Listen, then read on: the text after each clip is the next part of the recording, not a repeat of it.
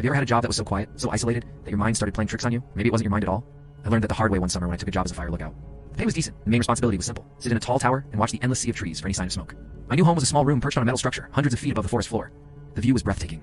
During the day, it was the most peaceful job I could imagine. It's just me, the sky, and the gentle whisper of the wind through the pines. But when night fell, that same peaceful forest transformed into a vast, dark, and unknown territory. The silence wasn't comforting anymore. It was heavy. One evening, as I was doing my usual scan of the horizon, a faint light caught my eye. It was deep in the woods, just a single point of light moving through the trees. I figured it was just a hiker, or maybe another ranger making their rounds. But the light didn't pass through. It started circling my tower, again and again. For almost an hour, I watched it trace the same path, slowly, methodically. Then it started getting closer. The circle tightened until the light stopped directly beneath me.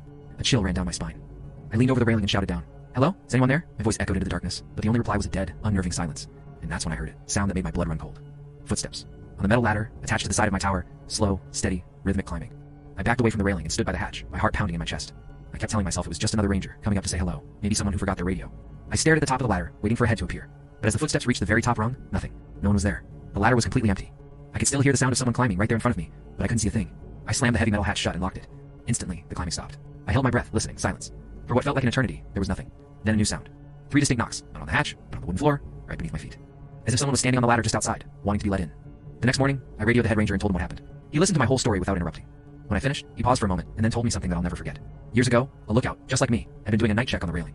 He slipped and fell from that very tower. He died before help could arrive. Ever since, he said, almost every new lookout reports the same thing. The sound of someone climbing the ladder at night, trying to finish his watch. He's still trying to get back to the tower he once guarded. Thanks for listening to my story. If you like spooky tales like this, make sure to follow for more.